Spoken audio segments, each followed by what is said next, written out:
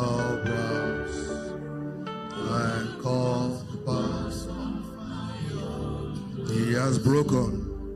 He has broken the gates of brass and caused the bars of iron asunder. Father, we thank you. We praise you. Thank you for your presence in this place. Thank you for your presence in this place. Thank you.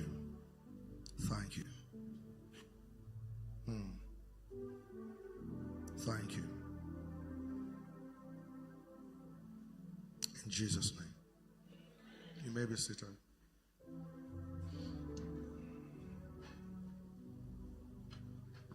So, part of my assignment, I believe, to this commission and to this house is not to bring theory to the house and mere talk. I think that part of my assignment to this house is to teach us fundamental, foundational truth. Things that go beyond the surface, things that have the potential to literally transform life. And on the merit of that, I would request the permission of man of God, God's servant, to hopefully within the week grant me an audience with your lead pastors. Yes, I want to meet with your lead pastors, please. Yes, let me just have a 30-minute talk with them. We can bring them over to the hotel. We'll use a conference room and sit down. There is something that God wants to do, and certain.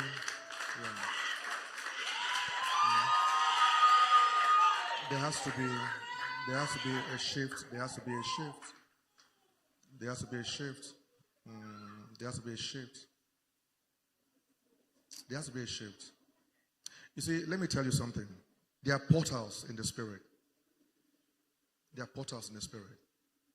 And if you don't unlock those portals in the spirit, you will labor and labor in vain.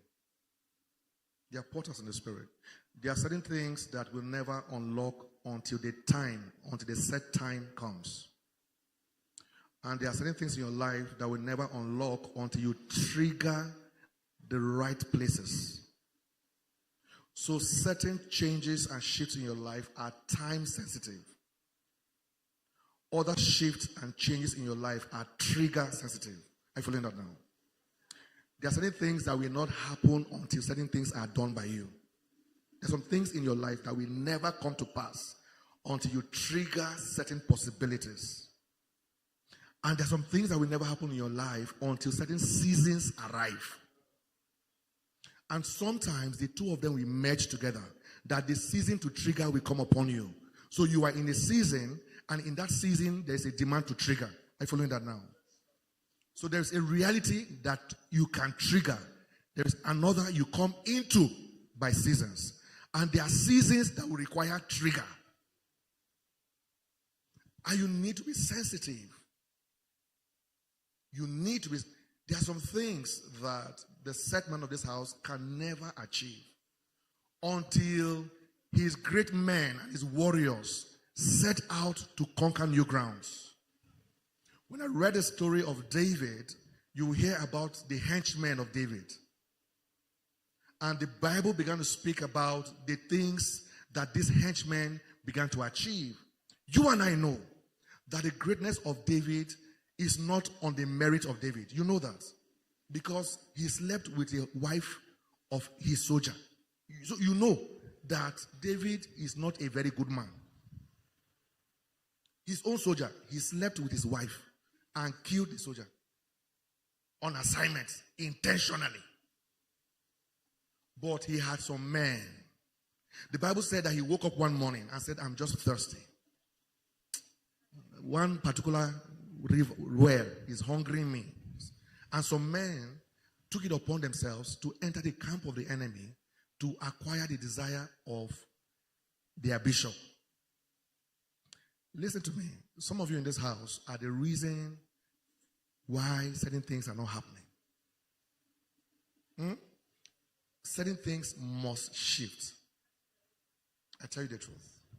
And the season has come. It was okay that certain things happened the way they happened 2 years ago. It is no longer okay at this time. Are you following me now? I said to you in my closing statement yesterday that whatever you do, you must do with pedigree. Pedigree. Write that word down. Pedigree. And the word pedigree is a word that is synonymous with the word excellence. It's also synonymous with the word class. So whatever you do, you must do it with a measure of class. There is something, listen to me now. There is something hovering over this house.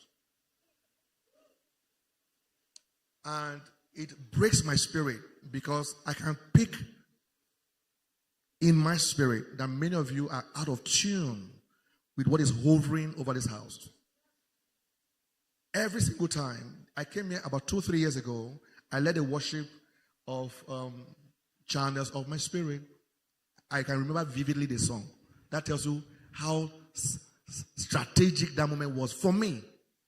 And the atmosphere was charged. This morning, I stopped the worship not for you. I stopped it for me. Because if I went on with that moment 5 more minutes, I won't be able to preach again. Are you following me now? If I went on with that moment 5 more minutes, you can be okay. Me, I won't be okay. I'll be broken here like a fool on the floor. So I stopped it for myself so I can at least be able to afford the time to preach. But I promise you that maybe 50% or more of you could not even connect to that portal. And you wonder why your life is like this. I tell you the truth. I told you yesterday, famine is here. Famine is here. If certain things don't change in your life very soon, you will not only be stuck where you are, you will drown by the famine. I promise you. It's not prophecy. I'm not declaring doom on you. I'm telling you the word of the Lord. If you don't take your life into your hands and command a shift by God and by work, you will not only remain where you are, you will be drowned. I hope you know that drowning is not an experience that you only have when you are in water. You know, it's not what you are inside that drowns you. It's what enters you that drowns you. You can be in water and not be drowned. And you can be outside water and be drowned. There's not just a famine, there's a drowning famine that is coming. In the last few weeks, there have been all manner of death. People that I know just dying. There are arrows in the spirit. Some time ago, I told my wife that for the past 6 months, the spirit of death was hovering over my life. I knew it. I knew it. I knew it. Tangible operations of the spirit of death was hovering over my life, waiting for a moment to hit. I knew it. But I was not afraid. Because there's a culture that has outlived that devil. I follow what I'm saying now. All this casual life you are living, wait. You know, one of the things that draws hunger, that pastor was talking, is problem. You have not faced problem. When the devil slaps you from the back and from the front, you will wake up. I'm telling you. I'm telling you. I'm telling you. And many of you need to align your appetite. I see the appetite of your pastor and his lovely wife. I know their appetites. Their palate is for decent diet. You must lock into that palate. That palate. You know what they call palate? You know, you train your taste buds to adjust to certain meals. When you eat jollof rice, you enjoy it. If a white man comes to eat jollof rice here, he will choke and maybe even die. Your palate has been adjusted to jollof rice. That man, his own is adjusted to cheese. So I'm saying that you need to change your palate, your taste buds. Change your palate. And the moment will come, if you do permit me, sir. Can I speak openly? May we not be the house, my brother, that comes to sit in front with eyeglass, except you have eye problem. May we not be the house, except there's a major eye challenge that the light affects your eye. May we not be the house. It's God's house now. I see what I'm saying. I don't wear boxer to the office. It's for my bedroom. I don't wear sunglasses to church. It's for the field. I follow what I'm saying. Wake up, oh. Men don't just become great like that. I tell you the truth. Wake up. There are sacrifices you pay. There are order must be in your life. One of the fundamental problems that we have in the church is that our fathers do not teach us what it truly takes to step into new seasons. And when you speak or hear many of our fathers, with all due respect to them, they tell us it's by the grace of God. By the grace of God. Align with God. And we agree that it takes the grace of God and it takes alignment with God. But when you have now aligned with God and you have now received the grace, sir, what are you doing? But they won't tell you. Because the estate they built is not only by the grace of God now. Can you carry grace and pay workers? You don't pay workers with grace now. You built 10-story building. Is it grace that built it? It's not grace now. You bought a land when you were 25. You sold it when you were 35 for 2 billion. You took the money and did rice business. And then you grew that money to 15 billion. Then you now built your skyscraper. Is that grace? The grace helped you with the wisdom. Can you tell us the real things you are doing? If you ask me, how did you come here? I say, it's by the grace of God. No, sir. You see, the car I brought here works with fuel, petrol. But petrol cannot move car. You didn't get that wisdom. You see, every car, okay, not every car anymore because now we have electric cars. But let's say every petrol engine requires petrol for that car to move. But it's not petrol that moves the car. Is that making sense now? You can put petrol in your car and your car will not go anywhere. It still takes somebody that knows how to drive to move the car.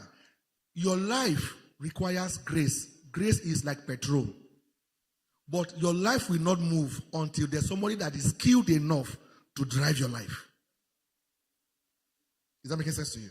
So we all require grace. Grace is the petrol. Mercy is the petrol. The help of God is the petrol. But when you acquire that petrol, sir, it's not enough. I'm telling you, it's not enough. I've seen men die in grace and die empty. They are in grace, but there's nothing to show. I follow what I'm saying now. A poor man was so poor that even in heaven, he was living in somebody's boys' quarters. Grace could not help him on earth. Even in heaven, grace could not help him. Somebody from hell was sending him. A man from hell said, can you send, I know that guy now, he was poor here, he's still poor there. I know many of you think that heaven is the solution to your poverty. Even in heaven, the man was squatting. He said the man is Abraham's bosom. He's still living with Abraham. They didn't give him his own mansion. You know, you have been singing, in my father's house, there are many mansions there. It's not for all of us. So. Some of you will still go to heaven and be squatting in our mansion. So be nice to be here so I can look for one. Let me allocate BQ to you from my mansion. Are you following what I'm saying now? The man was in God and lived righteously enough to make heaven. But the way he was small on earth, he was small in heaven. That should tell you something. I can't live like that. I know I can't live like that now. After all that I know God gave me, I can't live like that. I don't have to be rich. I can't be small. No, I can't live like that. Jesus was operational for 3 years. We are still talking about him after 2,000 years. I can't. Listen, sir, I must not be a big name, but I will not be a small name. I must not be a billionaire, but I will not be poor. No, now. You live in somebody's boys' quarters. Face me, I face you on earth. You go to heaven. Face me, I face you. What have you done with your life? So many of our fathers have taught us principles that cannot be applied. Sunday after Sunday, there's nothing you can hold and apply to your life and shift your life. Nothing. Yesterday I read a scripture, seed time and harvest will never cease. The problem that many of us face is that we undermine the power of seed. Write it down. Never undermine the power of seeds. Never undermine the power of seeds. So the Bible may have said that seed time and harvest time will never cease, but what you need to understand is that the harvest time is in the seed. So the seed and the harvest are not two separate realities, they are connected realities. Everything that you will become begins as a seed. Write it down. Everything you will become begins as a seed, including your very life. From the womb of your mother, you began as a seed, and the process of seeds will never cease in your life, because everything that life will give to you will always come in the form, in the shape of seeds. And the reason why we live very ordinary lives is because we do not know how to locate seeds, how to nurture seeds, and how to grow seeds. Every investment begins as a seed. And every farmer usually sees the harvest in the seed. You don't get it. So he will tell you that this maize I am planting, this is what I expect it to give to me. Are you following me now? He will take a nylon bag of maize. He will plant it, and he can tell you that this nylon bag of maize will give me 8 bags of maize.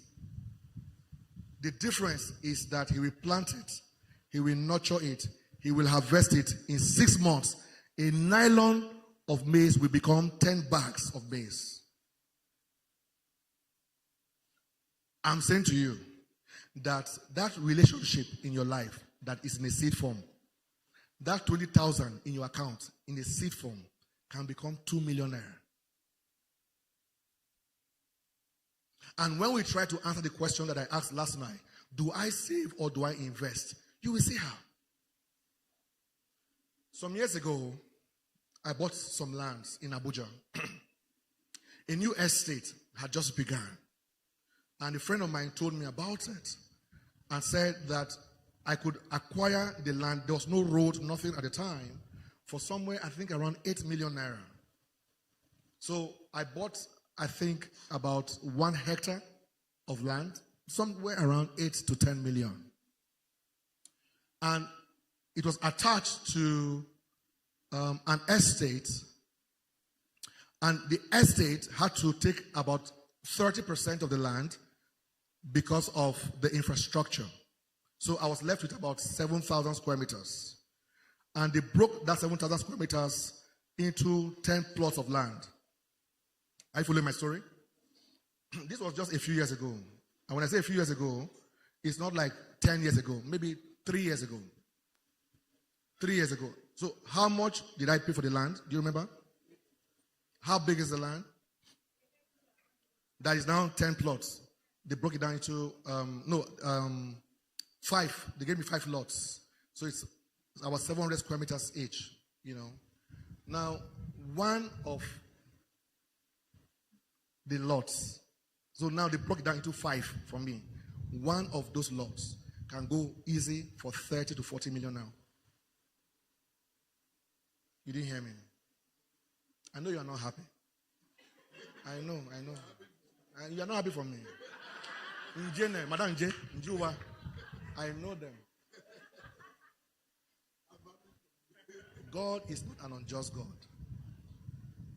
This Simba, you can do copy and paste. Oh.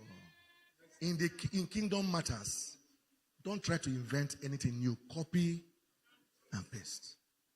The reason why I was able to take advantage of that investment is because I am a seed lover. My life is propelled and gravitated towards seeds. I'm a seed finder, both in people and in opportunities. Write this down. Great things come in small packages. You know, God told Abraham that as far as your eyes can see is what I will give to you. The way that you are treating that your tailoring business tells me you don't see far enough. You don't see far enough. You come to work by 11. And you meet two customers waiting. You still tell them that they should still wait small. You came by 11. They came by 10:30. You gave them 10 o'clock. They came by 10:30. You arrived by 11. And you drag your leg. You enter. You say, Madam Apeh, as in, Madam, wait small. You will take your time to answer her. She gave you clothes to sew. You gave her 2 weeks. It's been 4 weeks now. And you are angry at her. You didn't hear me. She gave you what to sew. You told her it will be ready in 2 weeks. It's now been 4 weeks. She's now asking you, when will my cloth be ready? You are now angry at her. Who you have delayed her delivery. It's because you don't see far. Everything you do must be done with pedigree. You begin everything the way you want it to end. Are you hearing me now?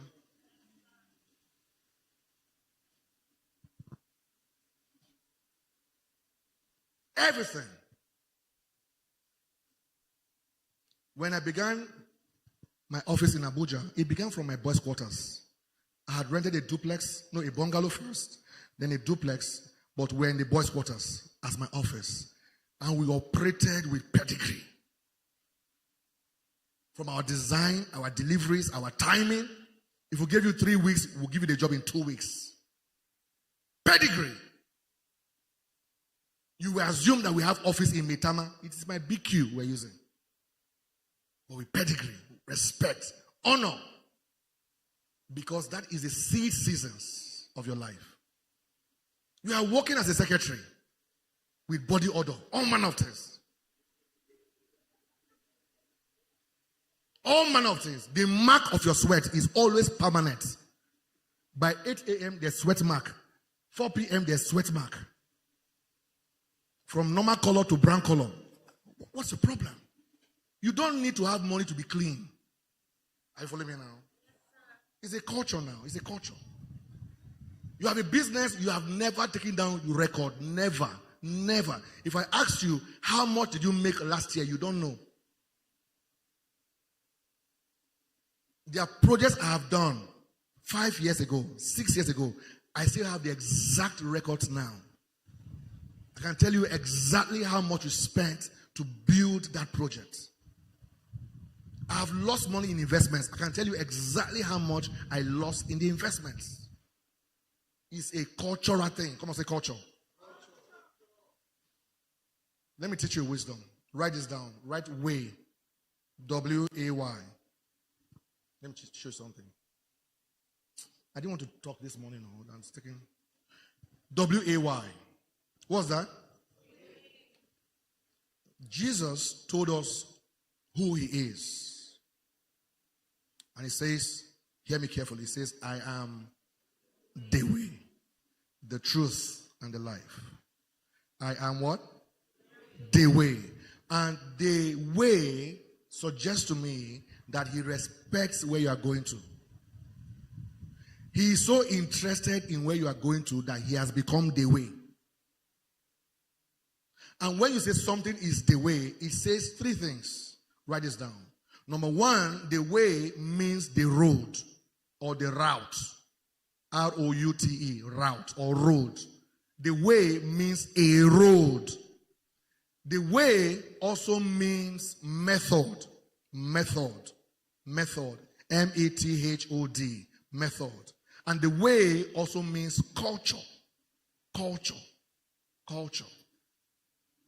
So whenever you think of the way, it means that there's always a road to arriving at your desired location. And you need to understand the power of roads. Because a road will determine your safety, your pace. What I say? Because some roads are not safe to travel on. And some roads can slow you down for a lifetime. It does not make sense that if I'm coming from Abuja to Makurdi, that I should follow through Lokoja. But if I follow through Lokoja, I connect to Otukpa, then to Otukpo, I can still come through Alede to Makurdi. But I'll spend 8 hours or 9 hours for a journey I could have spent 4 hours to get here. Are you following me now? So the way is important because it can impact on your pace, both in your marriage and in your business. There are many ways, but you must understand that there's a way that gives you a better pace. And ways also provide security. You don't need a mobile policeman to escort you on every journey if you are following the right road. Are you following me now? Some roads are not safe. For example, Lokoja Road now is not safe. So if I'm going to Okpo to go and preach for that Yoguche, I go through Otukpo to Okpo. Are you following me now? Because of safety. Now, Otukpo to Okpo is longer, but is safer. Are you following me now? So when you are doing business, sometimes you might have to take a longer road only because it's a safer road. The way the man is calling you every 2 hours, okay, bring the 100K now, bring the 100K now, you should know that he's a suspect. Delay that decision for 3 weeks and see if he will still be there. Any good business, most good business can wait. Write it down. Most good business, most good investments, they can wait. When somebody calls you and says, this, he cannot wait, leave it, you will not die. Are you following me now? Because many times, it's those kind of businesses that you put money and that it doesn't come out. Because you don't get a chance to process it. You put the money quickly and it goes away. The way also means what? A method. It means that Jesus is not just the road to where you want to arrive. He is a method. And I did a video recently and I said that life does not reward efforts. The thing that drives result is when effort is married with methods. That you put effort does not guarantee success if that effort is not accompanied by the appropriate method. It is method applied to effort that gives results. Are you following me now? So Jesus is the road and Jesus is the method. And thirdly, Jesus is the culture. What is culture? Method is the way to do things. See, so there's a way there. Road is the way to get to a place. A method is the way to do things. A culture is the way of life of a people. So the way of life is something you do consistently. Whether you are big, you are small, you are old, you are young. You do it as a culture. So you must have the culture of the way. Keep all your records even when your business does not have anything. Keep records. You buy recharge card, write it down. You took Okada, write it down. Create a culture. You don't need a book. Your phone has notepad in it. Use your phone notes. Keep the culture of keeping records. Keep a culture of keeping to your word. If you say Tuesday, be awake all day, night, and ensure that you keep to that word that you will deliver on Tuesday. Are you following me now? Why didn't you bring my clothes? We're in church. We had a conference. God forbid. You are using God's name to validate your stupidity. So it's not right. Come on, say culture. So can we start digging very deep now to the matters? Yesterday, so number one is what? We said, do I invest? Do I save or do I invest? So let me ask a general question. How many of you here think that savings are more important than investments? Let me see your hands if you think so. How many of you think that savings is more important than investments? How many of you think that investments are more important than savings? Okay, so why? Can I ask? This is meant to be interactive. I finished my preaching. Now I've entered. Can I ask why? Yeah, please. Oh, who? Yeah. Okay, so I just want to hear from one person. Why do you think that investments are more important than savings?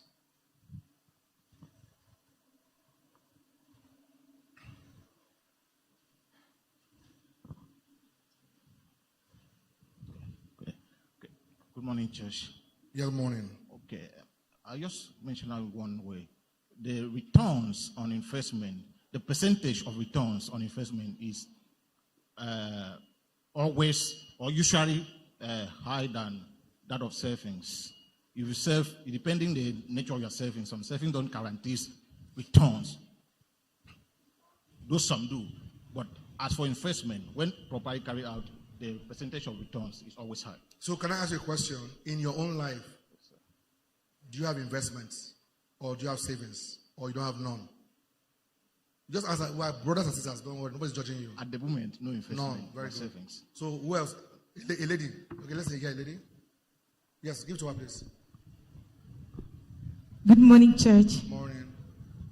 Okay, I would say it's because investment is a kind of saving. No, you have to tell me which one is better first. Investment is better Okay. off. Investment is also a kind of saving that has the capacity to multiply your money. So you invest, and in the nearest future, the money you invested can multiply and give you more money that can push you ahead of life. That's what I think. Fantastic, thank you. Somebody else? Okay, so this one, he's D419. He had microphone. As in, you cannot stop me. Go ahead, please. Morning, church. Yes. I believe investment is better. Yeah, because when you actually save, that's my belief. When you actually save, the money is just there. And if you want to, for instance, buy bread 2 years ago, the price is the same. But if you keep the money there and save for 2 years, if you want to buy the same bread now, you spend more money. So, but if you invest it, it can beat inflation over time, and then also you can grow your finances that way. So let me ask you a question. Do you have either savings or investment now? I have investment. You have investment. Can I ask you what kind of investments? Yes, sir. What kind of investment? It's a crypto investment. It's what? A cryptocurrency investment. Crypto? Yes, sir. Oh. Okay, thank you. Well, do you have savings or investments? Do you have anyone now or none? You have savings for now. So you are preaching investments, but you have savings. You are still hoping to invest by the grace of God. Okay. Praise God. Amen. I think investment is better because, one, it helps us to expand whatever that we already have. And it also exposes us to some opportunities, maybe building more business relationship. And like, for example, if somebody wants to empower you, you have to see what you are doing before the empowerment will come. But your savings alone, especially like our Naira now, it loses value with time due to inflation and the rest. And that one will just maybe some minor need that you don't need to spend the money on. You just use it. Like instead of using it for investment. So, in my own opinion, investment is the best. So do you have any of them or none of them? Yes, I have. Which one do you have? I do farming. Farming. Yes. Okay. What kind of farming? Yes. I think I have planted rice. Rice. Yes, then I do the storage too.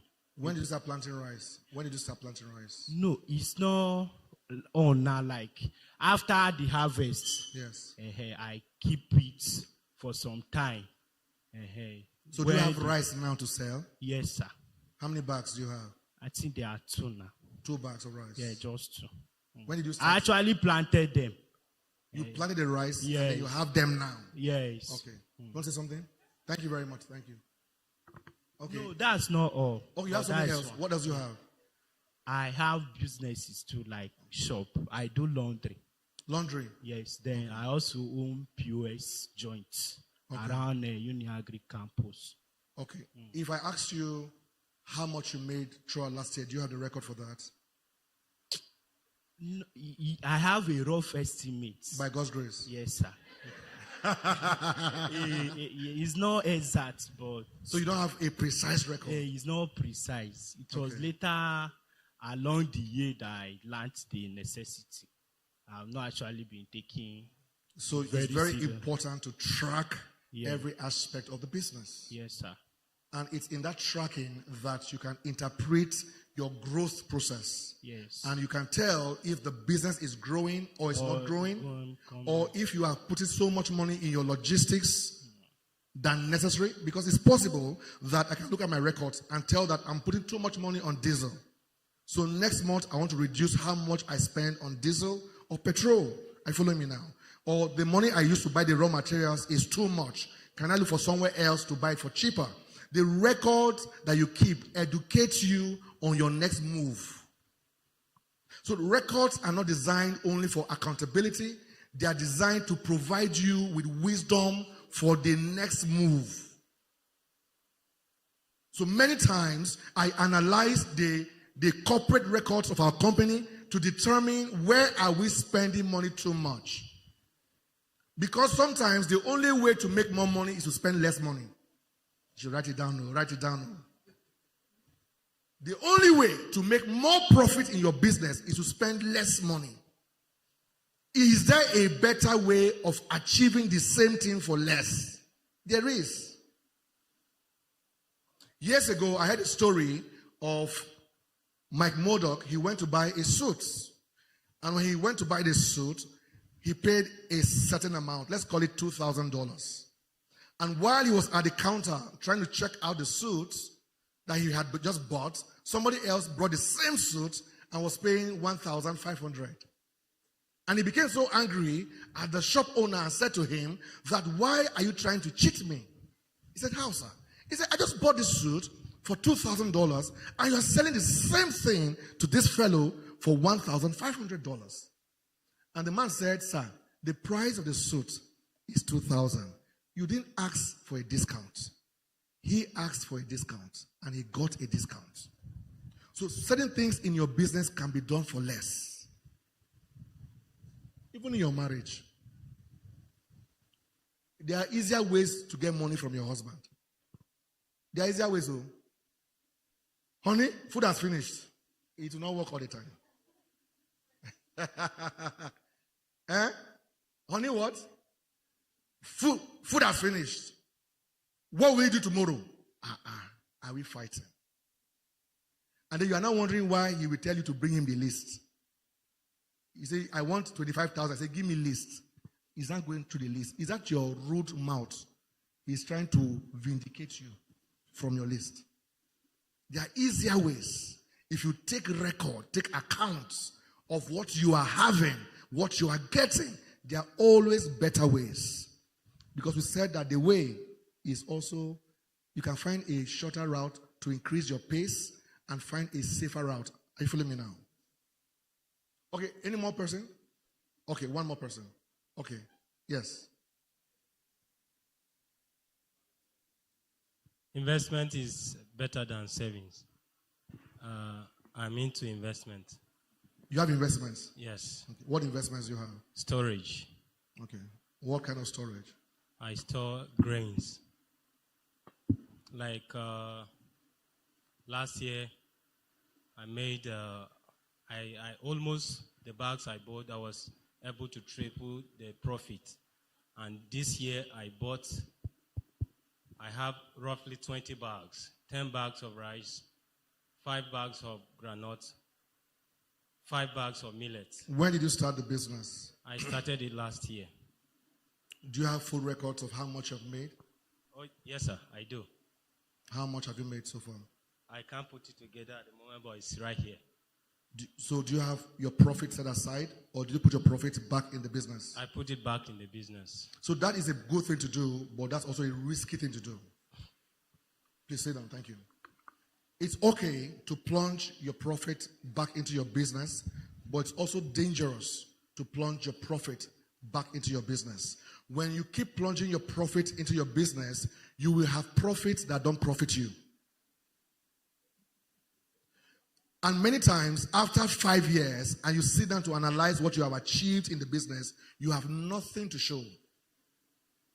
And then you also shortchange yourself of the potential to expand the prospects of what you can invest in. So if I came to you now and tell you that cassava is doing better than rice, but we need 300,000 to plunge into cassava, you can't explore that potential because you've expended yourself in rice. I see what I'm saying. So the most balanced answer to this question is what our sister said, is that investments is a type of savings, and savings is a type of investment. When you really think about it, the money you are saving is a kind of investment. Because in a way, when I tell you the definition of investment and savings, you will see that investments and savings have a common denominator. And the common denominator is to retain the value of money for the future. Write it down, please. The common denominator of savings and investment is to retain the value of available resources for the future. When you save money, you are trying to retain the value of available resource for the future. When you invest money, you are doing exactly the same thing. Am I correct? Yes. And many of you, we need to save long enough before you can invest. Because you need money to invest. And it's from what you have saved that you have what it takes to invest. Because the truth is that many of you cannot invest with your current salaries. And if you are a salary earner, write this down. If you are not making more money, save more money.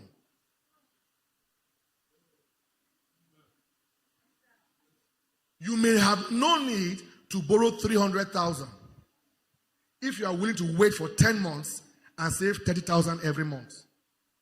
You just have to wait. When we began, we said that certain possibilities are only season bound, and certain other possibilities are trigger bound. Did we say that just now? So when you understand that certain possibilities are season bound, you can trigger a possibility from savings 5 months in advance in the prospect of the season that is to come. So while you are spending all the time looking for a cousin, a sister, a friend to borrow you 300,000, and you are earning 60,000 naira, can you put the effort to save 30,000 a month, even 10,000 a month, and you wait 3 years? Are you following what I'm saying now? I want to buy a bike and put on the road. It's 500,000. My salary is 50,000. It's 40,000. I will save 10,000 every month for 3 years until I can buy the bike. Is it a bad thing? So that savings you are saving has become a kind of an investment. And when you also invest into rice or into farming or into crypto, it's also a way. Crypto. I don't like to invest in anything that doesn't have address.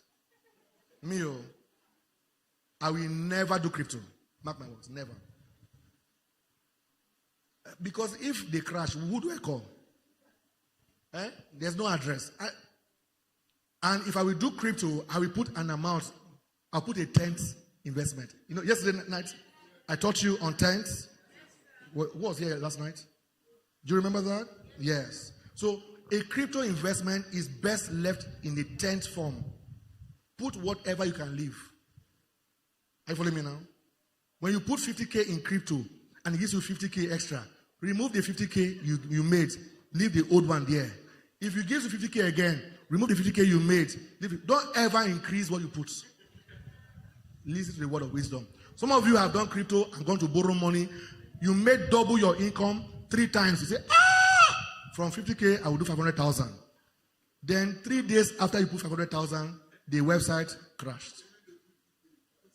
So you have made 50K 3 times, plus your 50K is 200,000.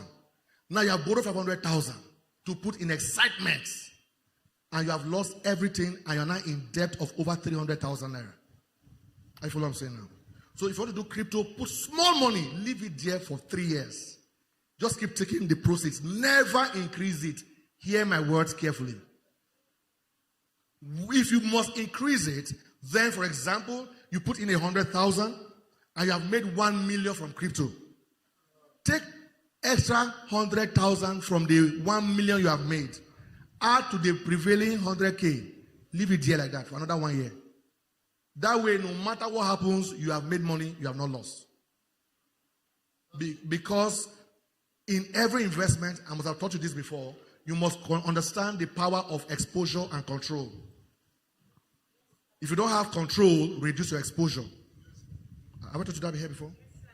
Anytime you don't have control, always reduce and minimize your exposure. Even when you have control, you must still regulate your exposure and bring it into layers and into phases. So let's try and define investment and savings. Investment is engaging financial resources or other forms of resources for both present and future increased and improved benefits. I'll say it one more time.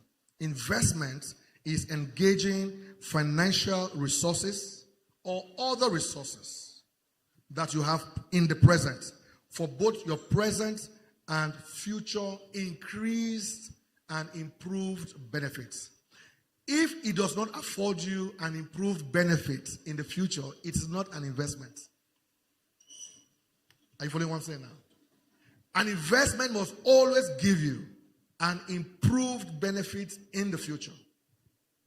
And this applies to every part of your life. Your spiritual life, your marital life, your financial life. When we pray, we are praying because it's a financial investment. It's a spiritual investment that is designed to give us future improved benefits. Am I correct? Then what is savings? Savings is also money set aside from available resources with the objective of solving future needs or creating and embracing future opportunities. Is that making sense to you? Savings is money set aside from available resources with the objective of solving future needs or creating and embracing future opportunities. I told you earlier that I've made some beautiful investments only because I had money. So it helped me to embrace a big opportunity just because the money was there. So savings gives you the chance to embrace better opportunities in the future. So let me ask you again one more time. Savings or investment? Aha. That's what I'm doing now. You need both of them. Savings is a type of investment, and investments is a type of savings. And many investments will find footing only in your savings. There are investments that can only be made only from your savings. Savings is also a way for you to beg less. You didn't hear that? If you commit to saving, you will beg less because you have what it takes to build your desired business if you are willing to take the time and start saving. Number 2 question is what? To spend, is it bad to spend money? You know, people that, all these motivational speakers, they like to threaten us. I'm an investor, I'm not a spender. Have you heard that? And the more I think about it, I ask myself, the money invested, is it money spent? Can we just discuss? The money invested, is it money spent? That's what I'm saying now. Is this like, you see? And we make it look as though when you invest, the money comes back. When you spend, it leaves you. Who told you that? Money invested is money spent. but spent into your future. So, invested money is recoverable spending. Write it down. Invested money. Follow this thing, though. Invested money is recoverable spending. This is why this is important. The reason why many people do not invest is because they lack the capacity for spending. There is useless spending, but real investment takes courage. To put 8 million in the bush is not courage. It's not courage. And now the 8 million that I put in the bush barely 3 years ago has become about 150 million 3 years after. And you say, he's lucky. No, now. Go and do your own luck. Are you see what I'm saying now? It takes courage. And if you don't have the courage to spend, you will not invest. They say, come and put money into an investment. They called you from the village 8 days ago. They say, Mama's friends, the one, you see, from Baba Idoko's compound. You say, if you come from the back like that, that fence, he fell down. The fence between Mama's house and Adu Idoko's father, that fence, we need like 312,000. Kind of go to, let us build it properly. Because you want to protect family name, you send them, you won't get them 320. You said they bring 20K, give it to Baba Idoko just to appreciate him for helping us look after Mama. Then I came to you that this brother is selling rice and let us invest in his something. We need 500,000. You will spend 3 days dry fast. Dry fast. You pray and fast for 3 days. You will not come and see Daddy Chooks for counseling for 2 weeks. Then you will not use 4 months to deliberate. It took you 3 hours to send money to the village. It took you only 2 minutes to pay for DSTV, 30,000 naira. But it's now time to invest. You don't have the courage to invest.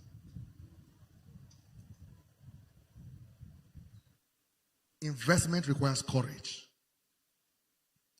And like everything I teach you here is a universal principle. Even when you invest in your wife, it takes courage now. It takes courage. He said, men don't do it. Men keep it to their hearts. Men don't let your wife know how much you make. Never tell your wife how much you make. In Matthew chapter 4, verse what? Tell me.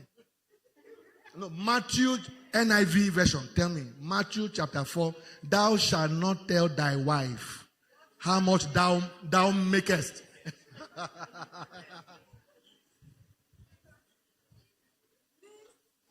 If your wife is investable, she should know everything. In the real sense, there's no bad wife. If you have married her, she's no longer a bad wife. You saw her. You bought her chicken, shawarma. You followed her to church. Went to go and see her father. You had time, sir. You had time to live. You had time. When it was a tent, you had time. We talked to you now. We told you. We told you. You say, no. We told you. We told you. Achema, you said the Lord spoke to you. How can you advise against what the Lord said? You have told us the Lord spoke to you. We have not allowed you. You have moved from tent to house. Now you want to demolish. No, demolition is not allowed. You cannot demolish. Demolition is what? Is not allowed. We say, leave this tent, brother, and let's build a new tent. You say, no. I die here. Die there now. So if you have married her, she's a good wife. If you married him, he's a good husband. He is now the witness. You must. You'll be there. But it takes courage. When you train a child, it is recoverable spending. When you love your child, it's recoverable spending. You spend yourself, but you recover it. That's what I'm saying now. But every investment will demand that you are spent. You spend time in prayer. You spend time in giving. You spend time in working.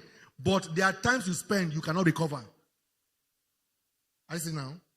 So there's good spending and there's bad spending. Good spending is recoverable spending. Bad spending is non-recoverable spending. The last one is what?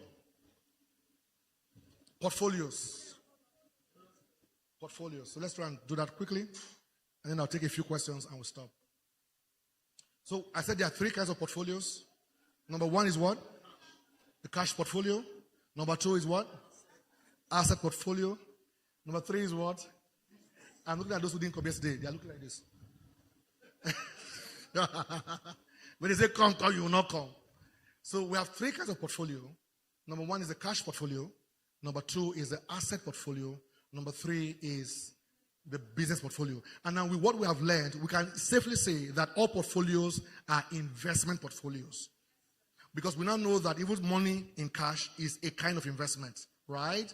Assets is a kind of investment.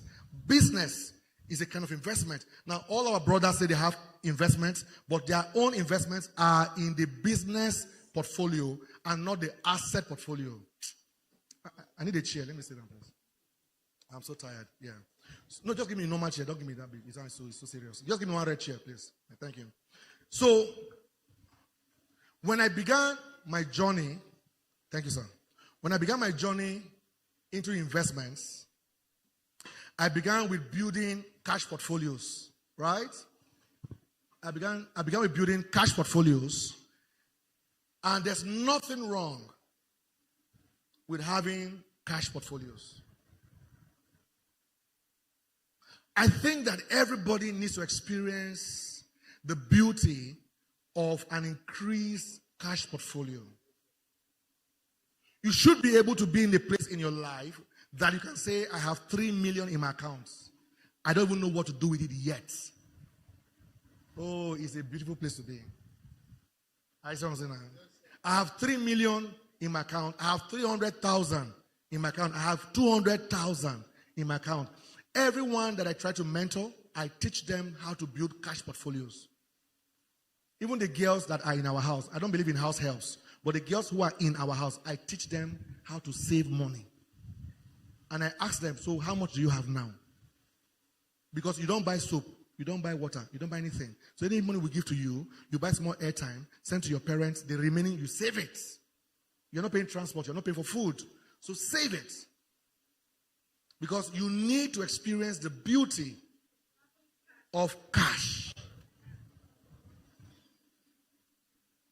There are some of you here that have a spiritual problem. Yes. See, that thing, that thing is bad. When money enters your account, your body will start doing somehow, like this.